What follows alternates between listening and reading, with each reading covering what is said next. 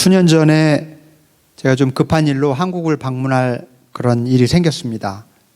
그래서 갑자기 그 비행기 티켓을 이제 구해야 되니까요. 알아보니까 너무 값이 비싸서 막 고민을 하고 있는데, 마침 제가 그 공항에서 일하는 한 분을 제가 알고 있었어요. 저희 교회, 제가 섬기던 교회에 나오고 있었던 그런 형제분이신데, 그분이 이제 직원, 공항에서 일하시는 직원의 가족들을 위한 그런 특별 티켓이 나온대요. 1년에 몇 장. 이제 그런데 가족들이 더 이상 올해 안에는 쓸 일이 없다고 저한테 그 티켓을 주겠다는 거예요. 근데 이게 일반 티켓 값의 3분의 1밖에 안 되는 겁니다. 너무너무 싸죠. 얼마나 고맙던지요. 근데 예상치 못한 조건이 있었어요. 이 티켓은 그 일반 티켓처럼 예약할 수가 없어요. 당일날, 제가 가는 날 그 웨이팅 리스트에 이름을 올려놓고 그 게이트에 가서 기다렸다가 자리가 어베일러블 하면, 남으면 제가 탈 수 있는 거예요. 못 탈 수도 있어요. 못 타면 돌아갔다가 다시 다음날 또 나가서 공항에서 또 이제 기다렸다가 타거나 못 타거나, 이제 그런 거죠. 티켓 값이 싼 대신에 그 대신에 못 탈 수 있는 위험이 항상 있는 그런 티켓이었던 겁니다. 그래서 어쨌든 저는 이제 공항으로 나갔습니다. 시간이 되자 사람들이 탑승하기 시작합니다. 사람들이 줄을 서서 이렇게 탑승하는 걸 보니까 조금 그 후회가 되는 거예요. 그냥 비싸더라도 일반 티켓을 좀 끊어서 갈 걸 그랬나, 빨리 나도 들어가야 되는데 하는 그런 조바심, 초조함, 이런 것들이 생기더라고요. 근데 이제 모두들 다 탑승을 하고 나서 얼마 지나지 않아서 데스크에서 제 이름을 불렀습니다. 그래서 가봤더니 직원이 믿을 수 없는 말을 저한테 하는 거예요. 선생님, 비즈니스석에 좌석이 남아있는데 혹시 비즈니스석을 받으시겠냐고. 제가 뭐라고 대답했겠습니까? 뭐 굳이 그러실 필요까지는 없지만 정 그러시다면 그렇게 합시다. 속으로 너무 기뻤죠. 너무 감사했죠. 고맙다고. 그렇게 인사하고 비행기를 탔습니다. 이런 생각이 드는 거예요. 야, 내가 마침내 출세했구나. 막 너무 기쁜 거예요. 비즈니스석? 한 번도 타본 적이 없는데 이 기쁜 소식을 세계 만방에 알리고 싶은 거예요.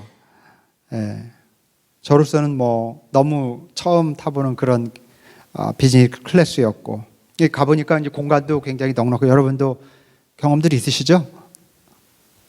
공간도 굉장히 넉넉하잖아요. 그리고 의자도 이렇게 제끼면 거의 침대처럼 쭉 펴지고 확실히 편하고 좋더라고요. 승무원이 탁 제 자켓을 딱 받아서 걸어주더라고요. 그리고는 맛있는 간식도 가져다 주고 만년필도 이렇게 선물로 주더라고요. 게다가 이렇게 메뉴를 보니까 이코노미 클래스에는 없는 여러 가지 훨씬 더 다양한 음식 메뉴도 있고, 완전히 다른 세계구나. 비즈니스석에 이렇게 앉아서 그런 생각을 했습니다. 내가 특별한 대접을 받으니까 내가 특별한 사람이 된 것 같은 거예요. 내가 바뀐 게 아니잖아요. 나를 특별하게 대접해 주니까 내가 특별한 사람이 된 것 같은 그런 느낌을 갖게 되는 거예요. 야, 이게 특별한 사람으로 대접받는다는 게 굉장히 기분 좋은 일이로구나. 왜 사람들이 그 비싼 돈을 내면서까지 비즈니스석을 혹은 1등석을 이용하는지 알 것 같았습니다. 왜 사람들이 특별한 대접을 받고 싶어 하는지도 좀 알 것 같았어요. 아마 그런 대접을 받고 싶어 하는 것은 자연스러운 일일 겁니다. 누가 어느 모임에 갔는데 그냥 오거나 말거나 이렇게 하기보다는 지극하게 이렇게 특별하게 환대해주고 그렇게 대접받는 게 훨씬 기분 좋죠.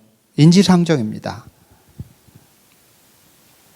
오늘 누가복음 본문의 말씀을 보면은 식사 자리에 초대받은 사람들이 있습니다. 아마 이 사람들도 똑같은 마음이 아니었을까 싶어요.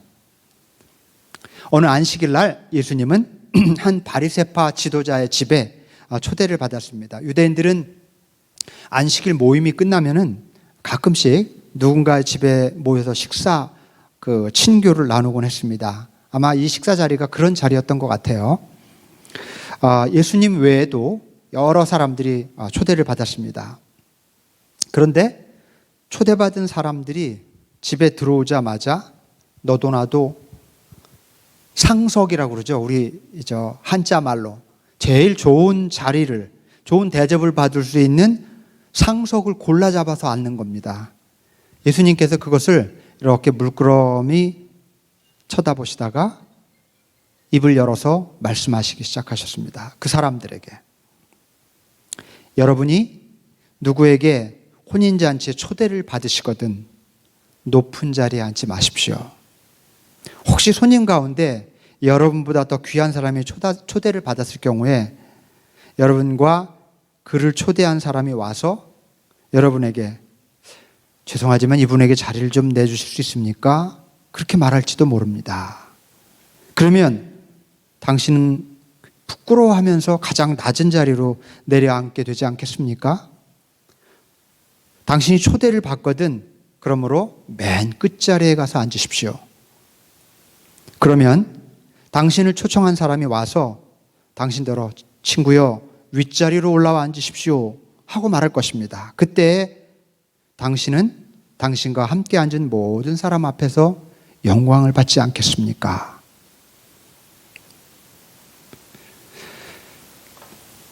예수님 사시던 당시의 사회는 굉장히 하이라키컬 사회였죠. 아주 계층이 뚜렷한. 근데 사람이 어떤 계층에 속하는가는 단지 그 사람 개인에게 달려있는 것이 아니라 굉장히 유대 사회가 독특해요. 예를 들어 일반적으로 하이라키를 가지고 있는 사회들은 왕족, 귀족, 그 다음 이런 식으로 있고, 인도 카스트 제도 같은 경우도 그렇게 쫙 정해져 있잖아요. 사회가 규정을 해놓고 있는데 이 유대 사회도 물론 그런 커다란 틀의 계층이 있었지만 그런 특별한 귀족을 빼놓고 일반적으로 사람들에게 계층이 이렇게 지어지는데 그 사람의 어떤 신분에 달린 게 아니라 공동체의 가치에 달렸습니다. 다시 말해서 사람의 지위가 다른 사람이 그 사람을 어떻게 생각하느냐에 따라 결정이 되었다는 말입니다. 예를 들어서 예수님 당시에 공동 식사나 잔치 자리에서 그 사람이 어떤 자리에 앉느냐가 그 사람의 지위를 드러내 주었습니다. 그래서 사람들이 누가 어디서 누구와 함께 먹는지 깊은 관심을 가지고 지켜봤던 거죠. 이런 공동체 이벤트에는 자리의 규칙이라는 게 있었습니다. 자리의 질서, 이런 거. 일종의 사다리 같은 그런 질서였는데요. 사실 우리 동양 문화에도 이런 게 있잖아요. 아직도 한국에서 회식을 같이 이렇게 하고 그러면 보통 제일 높은 사람 옆에 그 다음으로 중요한 사람이 앉죠. 그 다음에 덜 중요한 사람 혹은 말단은 이 제일 중요한 사람으로부터 제일 멀리 앉잖아요. 문간이나 이렇게. 그런 문화가 아직도 있어요. 그렇죠?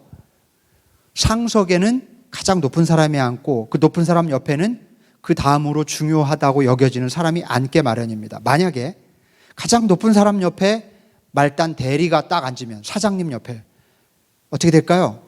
사장님이 뭐라고 안 해도 다른 임원들이 너 제정신이야? 저리 가. 이렇게 내쫓겠죠. 이런 문화가 있어요. 그죠?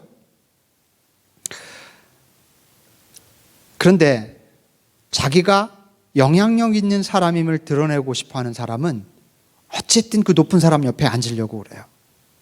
이와 똑같은 그런 모습을 연상시키는 장면이 오늘 본문에 나오는 겁니다. 유대 사회에서도 마찬가지로 사람들이 어디에 앉는지에 대해서 민감했고 또 어디에 앉으면 사람들이 저 사람 높은 사람인가 봐 이렇게 바라보게 되는 거죠. 그래서 좋은 자리를 차지하려고 서로 경쟁하고 견제하고 그랬던 겁니다. 예수님이 바로 이런 분위기 속에서 오늘 말씀을 하셨던 겁니다. 그런데 여러분, 예수님의 말씀에 대해서 어떤 생각이 드시나요? 저는 좀 의문이 듭니다. 물론 오늘 말씀이 예수님이 겸손에 대해서 말씀하시는 그런 어떤 일반적인 그런 교훈이라고도 볼 수가 있겠습니다만, 그러나 한번 생각해 봅시다. 만일에 우리가 나중에 좀 높은 자리에 앉게 될 것을 기대하고 혹은 계산하고 낮은 자리에 가서 앉는다면, 마치 예수님 말씀이 꼭 그렇게 나중에 그렇게 망신당하니까 미리 낮은 데 가서 앉아라 이렇게 얘기하시잖아요. 마치 그렇게 말씀하시는 것 같잖아요. 또는 부끄러움 당하지 않으려고 낮은 자리에 가서 앉는다고 만약에 하면 예수님 말씀대로, 그러면 그런 자세가 진짜 진정한 겸손한 자세일까? 그런 질문이 드는 거죠. 여러분, 예수님은 오늘 말씀을 어떤 뜻에서 하신 것일까요? 예수님은 우리가 공적으로 사람들 앞에서 어떻게 인정받을 수 있는지를 가르쳐 주신 게 아닙니다. 만약 그런 의도셨다면 여러분이 앉고 싶은 자리에서 두세 단계 아래 쪽에 있는 자리에 앉으라 이렇게 말씀하셨을 텐데, 그렇게 말씀하시지 않고 lowest seat, 가장 낮은 자리에 앉으라고 그렇게 말씀하시거든요. 아마 주님은 당시 유행했던 더 높은 자리에 앉기 게임에 경종을 울리고자 하셨던 것입니다. 사람들의 그 일반적인 관행, 관습, 그것을 지적하시기를 원하셨던 거죠. 여러분, 만약 그렇다면 우리는 예수님이 그 시대의 문화와 행동 양식을 떠받치고 있던 그 가치 체계를 전복시키려고 하고 계시다는 걸 알 수 있습니다. 전복, 뒤집어 엎는 것. 당시에 사람들이 가지고 있던 그 밸류 시스템, 그거를 뒤집어 엎는 거예요. 누구든지 자기를 높이면 낮아질 것이요, 자기를 낮추면 높아질 것이다. 이 유명한 말씀, 너무 잘 알려진 말씀이어서 사실 우리에게 큰 울림이 되지 못할 때가 많습니다. 그런데 사실 이 말씀은 당시의 사회의 어떤 시스템을 뒤집어 엎는 굉장히 파격적인 말씀입니다. 일찌감치 와서 식사 자리에 와서, 잔치 초대받은 자리에 가서 상석에 떡하니 앉아 있었던 사람들, 그 사람들은 이 말씀을 듣고 굉장히 민망하고 부끄럽고 어쩌면 그런 말을 하는 예수님께 화가 났을지도 모릅니다. 그런데 예수님은 식사 초대를 한 주인에게도 이런 말씀을 하십니다. 당신이 점심이나 혹은 만찬을 베풀 때에 여러분, 당신의 친구나 형제나 친척 혹은 부유한 이웃을 부르지 마십시오. 그렇게 하면 그들도 당신을 다시 초대해서 되갚을 겁니다. 그래서 당신의 은공이 사라져버리고 말 것입니다. 그러므로 잔치를 베풀 때에는 가난한 사람들과 지체에 장애가 있는 사람들과 다리 저는 사람들, 눈먼 사람들을 초청하십시오. 그러면 당신이 복될 것입니다. And you will be blessed. 그러면 복될 것입니다. 왜냐하면 그 사람들은 당신에게 되갚을 수 없기 때문에. 참 신기하죠. 되갚지 않는 베품, 예수님이 요청하는, 되갚을 수 없는 사람들을 초청하고 나에게 그 은혜를 갚지 않는, 갚을 수 없는 그런 사람들에게 은혜를 베푸는 예수님의 이 권고의 말씀을 귀 기울여 들으실 수 있길 바랍니다. 여러분, 가난한 사람들, 지체장애자들, 다리 저는 사람들, 눈먼 사람들, 이 사람들이 누굽니까? 지금 이 리스트는 단지 그냥 그야말로 굉장히 사회에서 소외당한 사람들을 그냥 부른 게 아니에요. 이 리스트는 굉장히 관용구처럼 사용되는 말이에요. 레위기 21장에 딱 나와 있는 유명한, 유대인들은 다 이 규절을 다 외워요. 근데 이 사람들이 누구냐 하면, 왜 외우고 있냐면 유대인들이 이 이름들, 가난한 사람, 지체장애인, 다리 저는 사람, 눈먼 사람들, 이 사람들은 하나님께 제물을 바치러 나올 수 없는 사람들이다 라고 레위기 21장에 규정해 놓고 있어요. 보십시오. 레위기에서 제사에 들어올 수 없는 사람들이라고 규정한 그 유명한 사람들, 그 부분을 딱 따서 예수님이 뭐라고 얘기하시냐면, 당신이 혹시 초대하고 싶거든, 잔치를 베푸고 초대하고 싶거든 이 사람들을 초대하라, 그렇게 얘기하고 있는 거예요. 레위기가 금지한 사람들을, 율법이 금지한 사람들을 예수님은 오히려 그런 사람들을 초대하라. And you will be blessed, 이렇게 얘기하거든요. 이 사람들은 예배를 드릴 수 없는 사람들이에요.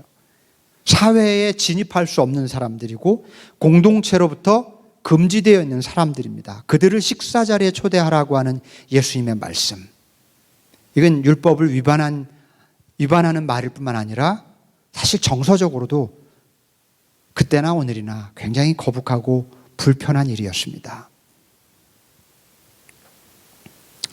여러분, 때로 우리는 거리에서 지저분하고 냄새나는 옷을 입은 그런 홈리스들을 종종 보죠.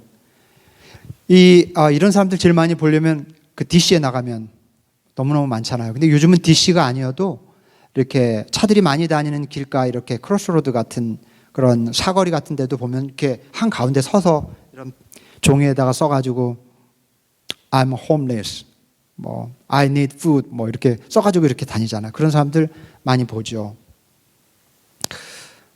뭐 그런 사람들 우리가 깊이 알지 못해도 대략 마약 중독자들도 많고 알코올 중독자들 참 많아요. 그죠? 참 비참하게 살아가는 사람들이 많습니다. 그 홈리스들 중에서. 부모에게 버림받은 사람들도 있고, 가족의 케어를 받지 못하면서 이렇게 자라면서 수많은 문제를 일으키다가 성인이 되어서 삶을 제대로 이렇게 삶의 트랙에서 벗어난 그런 사람들이 많습니다. 기본적인 생계조차 유지할 수 없어서 비천하게 살아가는 사람들을, 그렇죠? 그런 사람들 참 많아요. 이런 사람들 주변에서 우리가 찾으려면 쉽게 찾을 수 있어요. 그리고 쉽게 알아볼 수 있습니다. 딱 보면 알아요. 어느 시대, 어떤 사회에도 이런 사람들이 있었습니다. 꼭 이 시대만이 아니에요. 여러분, 이런 사람들을 볼 때 어떤 느낌이 드십니까? 어떤 느낌이 드시든지 상관없이 이 사람들은 예수님께서 바리새인에게 잔치에 초대하라고 요청했던 바로 그런 사람들, 그 사람들입니다. 이 사람들이 바로 예수께서 우리의 삶에 포함시키기를 원하는 사람들입니다. 주님은 우리의 개인적인 삶과 교회로서의, 성도로서의 우리의 삶에 이들을 진정으로 포함시키기를 원하십니다. 우리 삶의 잔치에 그들을 초대하라고 말씀하세요. 여러분, 어떻게 생각하십니까? 좋게 들리십니까? 아니면 좀 불편한 마음이 드십니까? 불편까지 아니라도 좀 부담스러우십니까? 어느 주일 아침에 한 가족이 교회에 차를 몰고 가고 있었습니다. 아침부터 폭우가 막 쏟아져서 막 거리 주요 도로가 물에 잠기고 차들이 막 천천히 움직이는 바람에 예배 시간에 살짝 늦을 것 같은 상황이에요. 그런데 엄마는 성찬 준비위원이었고요. 아빠는 그날 그 성경 봉독자였습니다. 미국 교회는 성경 봉독자들이 first scripture reader가 있고 second scripture reader 이렇게 좀 나눠서 하죠. 이 첫 번째 성경 봉독자예요. 그럼 예배 앞부분이란 말이죠. 지각해서는 안 되는 사람이에요. 마음이 급했겠죠. 주차장에 차를 대고 막 서둘러서 길을 갑니다. 이제 교회까지 얼마 안 남았는데 그 중간에 홈리스들이 신문을 팔면서 가판대 앞에서 이렇게 서 있는 그런 홈리스들이 있는 그 앞을 지나갑니다. 이 2주마다 발행되는 신문, 수익금 가지고 홈리스들을 사용하잖아요. 그 신문들 별거 아니죠, 사실. 이렇게 비싸요. 그 신문값이. 이 부모가 그 앞을 지나가면서 일부러 다른 쪽을 보면서 애들 보고, 야, 빨리 와, 늦었어, 빨리 이렇게 재촉하고 있는데, 근데 그때 딸이 아빠를 향해서 묻습니다. 아빠, 왜 저 신문 우리 안 사? 저 신문 좀 사줘야 되지 않아? 그렇게 물으니까 아빠가 이렇게 대답합니다. 야, 저건 그냥 바가지야, 바가지. 저 사람들은 좀 더 좀 성실하게 자기 직업을 찾으려고 노력할 필요가 있어. 저 사람들이 그런 노력을 성실하게 게으르지 않게 그렇게 노력하면 우리 교회 앞에서 저 사람들이랑 이렇게 우리가 실갱이할 필요도 없어.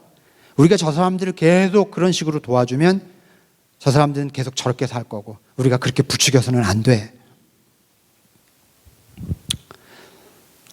여러분, 이 아빠는 교회에서 훌륭한 굉장히 멋있는 목소리를 가진 성경 봉독자라고 하는 칭찬을 받는 사람이었습니다.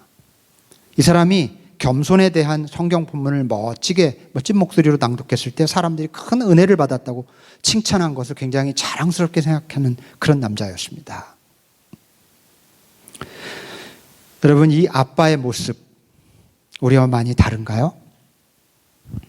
이 아빠의 논리, 잘못된 논리라고 말할 수는 없어요. 그리고 우리 중에 상당히 많은 분들이 이렇게 비슷하게 생각하고 굉장히 동의하는 그런 생각이에요. 틀린 생각은 아닙니다. 일리가 있어요. 그런데 여러분 어떻습니까? 이 아빠의 태도.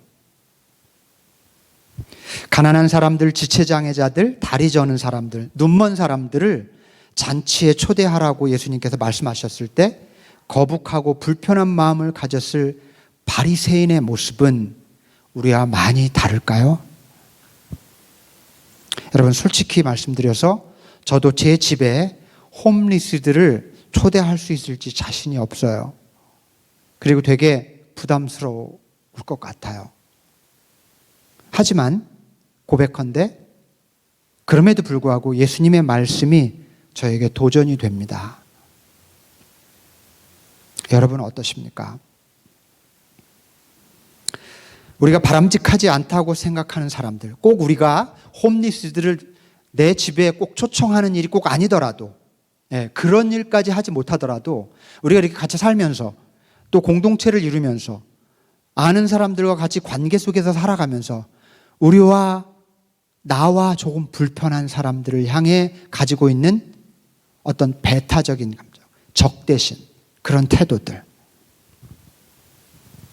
여러분, 왜 우리는 예수님의 말씀대로 이런 사람들을 우리 삶에 포함시키지 못할까요? 그 사람을 완전히 사랑하고 용서하고 막 그러지 못하더라도 내 삶에 조금 더 포함시킬 수는 없을까? 나와 다른 생각을 가진 사람들, 내가 조금 불편해하는 그런 우리의 이웃들. 왜 우리는 이것이 그렇게 힘들까요? 혹시 그 사람들은 우리와 다른 삶을 살고 있다고 생각하기 때문은 아닐까요? 그냥 그들은 우리와 다른 사람들이고 그들의 외모, 삶의 방식, 그들의 행동, 그 모든 게 불편하다고 느끼기 때문은 아닐까요? 여러분, 이런 질문을 좀 한번 해봅시다. 나와 다른 혹은 내가 불편하게 여기고 있는 그런 사람들을 향한 우리 마음의 거북함과 불편함을 내려놓고 그들을 우리 삶에 포함시키는 길은 없을까요? 이 질문을 한번 오늘 이 말씀 앞에서 던져봅시다. 낯선 사람들을, 내가 불편하게 여기는 사람들을 내 삶에 포함시키는 길은 없을까? 여러분, 처음 말씀을 시작하면서 나누었던 제 에피소드를 다시 한번 생각해 봅니다. 저는 일반 티켓 값의 3분의 1 가격으로 일반 티켓 값의 한 3배는 더 비싼 비즈니스석에 앉는 행운을 누렸어요. 저는 비즈니스석에 앉을 자격이 없는 그런 사람이죠. 일반 가격의 3분의 1 가격 티켓을 가진 사람이잖아요. 그런 내가 비즈니스석에 앉아서 특별하고 가치 있는 존재로 대접받는 그런 경험을 했습니다. 여러분, 우리는 이런 경험을 자주 할 수 없겠죠. 그러나 우리가 꼭 알아야 할 것은 주님께서 날마다 우리를 당신의 비즈니스석에 초대하신다는 사실. 3분의 1 가격의 티켓 자격밖에 갖고 있지 않는 그런 자격을 가진 우리들임에도 불구하고 비즈니스석 혹은 1등석 자리에 앉을 만한 사람으로 주님은 날마다 우리를 초대하고 대접해 주신다는 사실, 그런 사실을 좀 우리가 기억할 필요가 있습니다.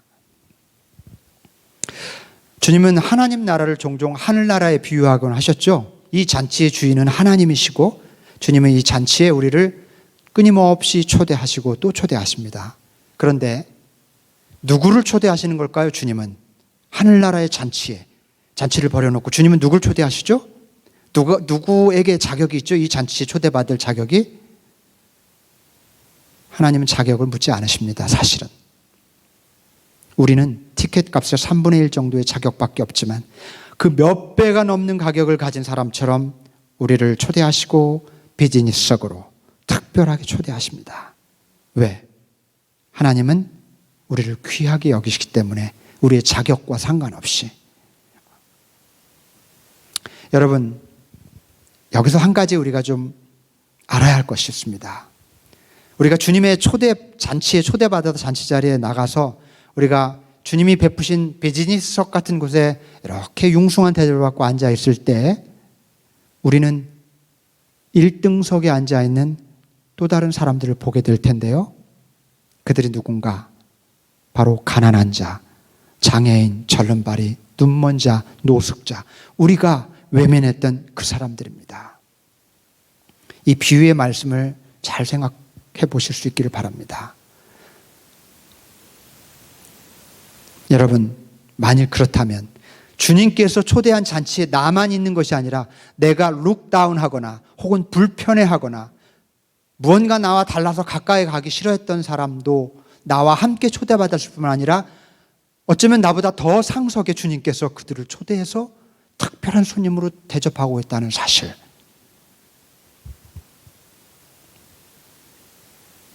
이 사실을 우리가 꼭 기억하셨으면 좋겠습니다. 만일 그렇다면, 만일 그게 사실이라면 이 사람들은 우리의 자손과 연민의 대상이 아니라 예수 안에 한 가족으로서 하나님의 영원한 식탁에 초대되는 형제 자매라고 하는 사실이 분명해집니다.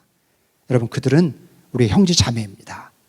저 가난하고 천하에 보이는 사람들이 우리의 형제 자매들이라고 믿어야 될 필요가 있고, 또 동시에 내가 우리 일상 속에서 내가 싫어하고 내가 불편해하는 사람도 주님께서 귀히 여기는, 또 하늘 잔치에 초대한 우리의 형제 자매라고 하는 사실을 인정해야만 합니다.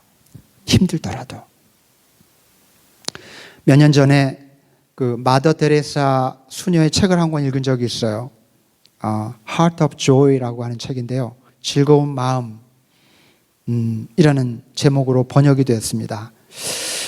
가난한 사람들 중에서도 가장 가난한 사람들과 함께 살아가는 사람으로 알려져 있죠. The poorest of the poor. 가장 가난한 사람 중에서 가장 가난한 사람들과 살아가는 이런 삶의 경험을 이렇게 적어 내려간 데레사 수녀의 삶이 그대로 녹아있는 굉장히 아름다운 책이에요. 이 책을 읽으면서 정말 인상적으로 되게 다가왔던 한 대목이 있는데 이런 내용이에요. 우리가 원하는 것은 부자와 가난한 자의 만남입니다. 이렇게 되어 있어요. Meeting between classes. 클래스 아시죠? 가난한 클래스, 부자 클래스 사이의 만남을 우리는 원합니다. 우리라 함은 이 캘커타 그 가난한 사람들과 살아가는 그 센터에서 봉사하는 사람들을 말해요. 우리가 원하는 것은 가난한 자와 부자가 만나는 그런 놀라운 만남입니다. 그러면서 이렇게 얘기해요. 부자는 가난한 자를 구할 수 있습니다. 그리고 가난한 자는 부자를 구할 수 있습니다. 우리는 서로 구원할 수 있습니다. 얼마나 그 인상적으로 감동적으로 다가왔는지. 맞는 말이에요. 우리는 종종 이제 선교를 하잖아요. 교회에서. 우리 교회도 이제 리스버그 선교를 꾸준히 해왔는데 지금 방학이라 쉬고 있었지만은 이제 곧 다다음 주부터 시작을 다시 하는데 홈리스 선교, 스페니쉬 선교, 고난당하는 사람들을 돕는 이런 선교를 하면서 우리 마음속에 항상 늘 그냥 전제처럼 갖고 있는 게 이런 거죠. 저 어려운 사람들, 도움이 필요한 사람들을 위해서, 저 사람들을 위해서 지금 내가 베풀고 있는 좋은 경험을 하는 거야. 맞아요. 사실입니다. 그렇지만 예수님께서 가난하고 어려운 사람들을 우리 삶에 포함시키라고 요청하시는 이유는 그들을 우리를 통해서 돕게 하기 위해서가 아니라 더 근본적으로는 우리를 위해서라는 사실을 깨달을 필요가 있습니다. 그들에게 유익을 주기 위해서만이 아니라 우리에게도 유익을 가져다 주시기 위해서라는 사실. 왜냐하면 우리는 그들을 도움으로 우리가 믿는 바를 실천할 수 있는 기회를 갖게 됩니다. 그리고 도우면서 수많은 깨달음과 배움을 얻게 돼요.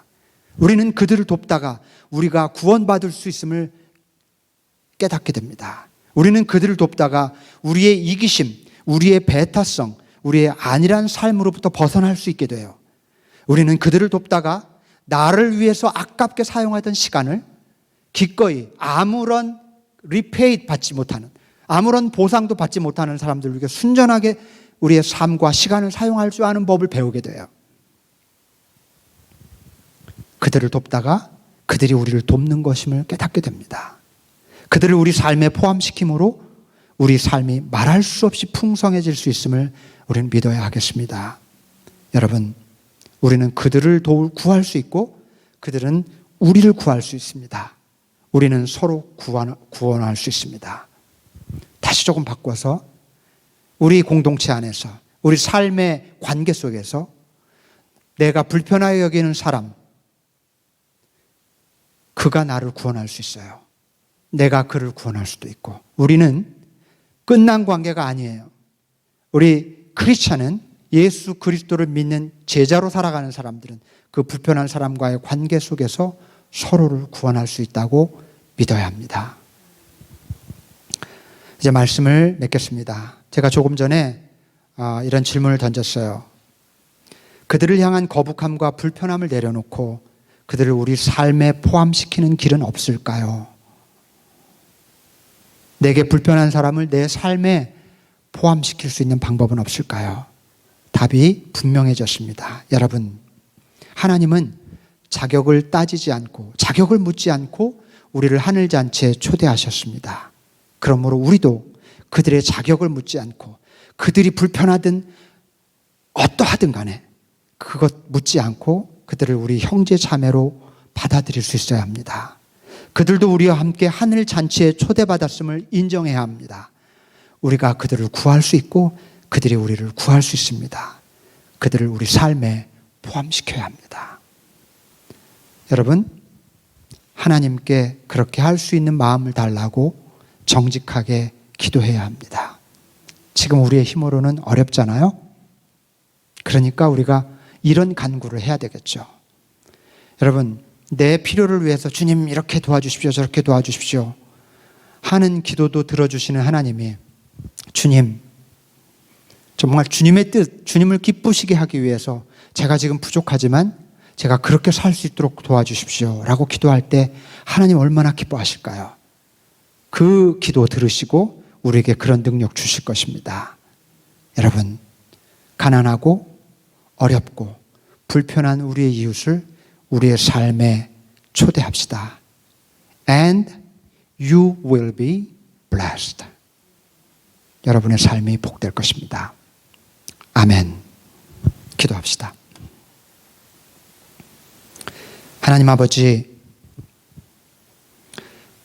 솔직하게 고백컨대 우리 정말 홈리스를 우리 집에 초대하거나 냄새나고 또 실패했다고 여겨지는 사람들, 그런 사람들과 가까이 하기 왠지 부담스럽고 불편함을 주님 정직하게 고백합니다. 주님, 그렇지만 우리 주님의 명령, 주님의 말씀에 또한 귀를 기울이면서 우리 마음에 거룩한 부담을 갖게 됩니다. 도전을 받습니다. 주님, 우리 지금 흔쾌하지 않을지라도 우리를 도와주셔서 저들을 우리 삶에 포함시키게 해 주시옵소서. 가난하고 어려운 사람들뿐 아니라 우리 삶 속에서 내가 때로 불편하게 여기고 힘들게 여기는 사람들을 하나님께서 똑같은 잔치에 초대한 형제 자매라는 사실을 믿고 받아들이고 그들을 우리 삶에 포함시키게 해 주시옵소서. 주님께 기도하며 그런 삶을 살기로 결심하는 이들에게 주님 하늘의 놀라운 복으로 갚아 주시옵소서. 우리 주 예수 그리스도의 이름으로 기도하옵나이다. 아멘.